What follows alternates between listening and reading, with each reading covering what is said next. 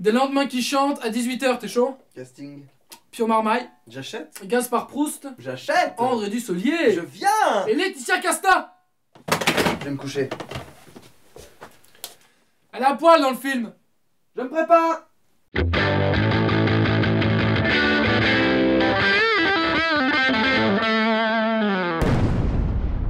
Salut à tous! L'actu ciné cette semaine, c'est un film d'action à base de bovidés, un film d'horreur à base de clichés, un drame d'ado à base de cancer et un film d'auteur à base de nick. Henri est de retour. La base, mon frère! Wouh, la suite!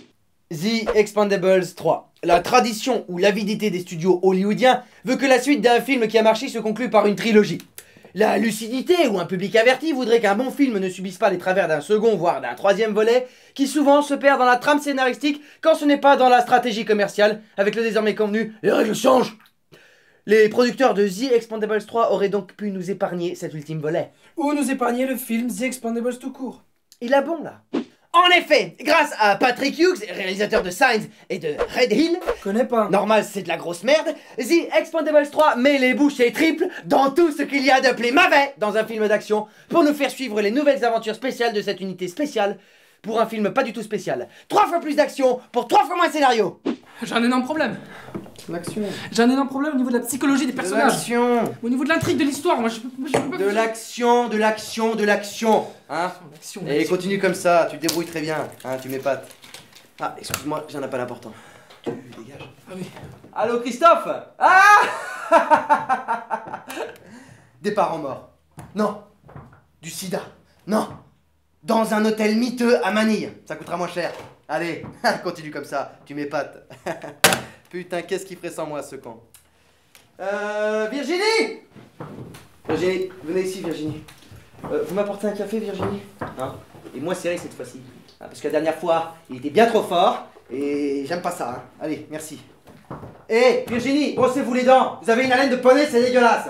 The Expendables 3 n'échappe donc pas au schéma primaire du film d'action où chaque scène de baston se conclut inlassablement avec un mauvais état d'esprit ou une mauvaise punchline qui fera, c'est déjà ça, les beaux jours de Nanarland. Nanarland, site web spécialisé dans l'étude des nanars. Synonyme, The Expendables. Voilà. The Expendables 3 est donc une suite ratée pour un concept qui semblait déjà inachevé dans le premier volet. Je lance donc un appel aux producteurs de The Expendables. S'il vous plaît. Pas de The Expendables 4! Non! Bonjour, je m'appelle Henri Marlot et j'étudie l'archéologie urbaine. À 113 mètres à la verticale de ce point se trouve une cavité secrète. Qui pourrait renfermer une clé secrète. Je suis Antoine Berlo, anthropologiste des caves. C'est mon frère. Je suis son frère. Nous sommes frères. Nous sommes frères. Comment y accéder? Par mon grenier.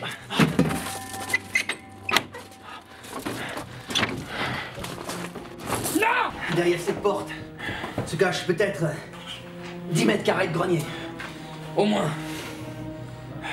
Je suis coincé! Respire! Ah mais je suis coincé! Hein! Inspire, expire! Ah mais ta gueule! Hein! C'est identique? Mais non! Tout est inversé!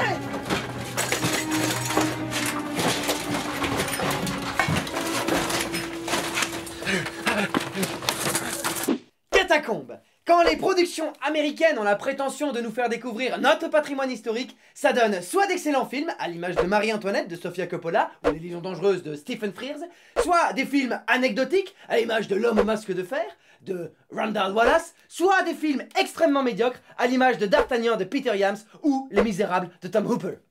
Catacombes rentre très largement dans cette troisième catégorie. C'est-à-dire? C'est de la merde! Le pitch, une équipe d'explorateurs s'aventure au cœur d'une partie inconnue des catacombes pour y percer avec effroi le secret de la véritable vocation de cette cité des morts. Le résultat, un film surfait et sans fond. En dehors des catacombes. Sans fond.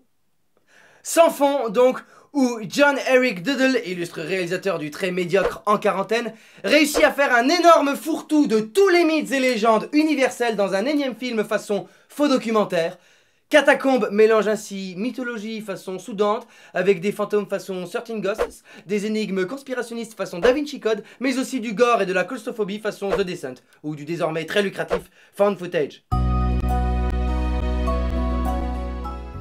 Found footage, littéralement enregistrement trouvé, est un genre cinématographique utilisant le procédé de la caméra subjective dans son intégralité.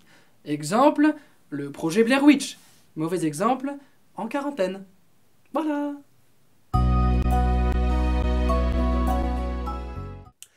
Catacombes restera donc une mauvaise surprise pour un sujet qui aurait pu en être une bonne. Dur. Non, c'est dans le contraire, en 5 secondes. Elle a un cancer. Il n'a presque plus le cancer. Elle l'aime. Il meurt. Sils Maria. Si tu as aimé Paris s'éveille, Irma Vep, Les Destinées Sentimentales, Demon Lover, Clean, Boarding Gate, L'heure d'été, Après-mai. Si tu n'as pas vu tous ces films, Si le concept de l'éternel retour nietzschéen et les mises en abîme permanentes ne te font pas peur. si le lycée n'a pas été une période faste de ta vie, Si tu as envie de voir Kristen Stewart dans un vrai rôle et que tu as la lucidité de ne pas aller voir The Expendables 3 et les Catacombes, ce film est fait pour toi. Théma. Hmm, Allez là! pas mal. Eh mais regarde. Ça tient pas. Plus solide la prochaine fois. Allez, pas grave. Voilà pour cette semaine. Alors, à vos cartes ciné. Et surtout n'oubliez pas, on a une libération.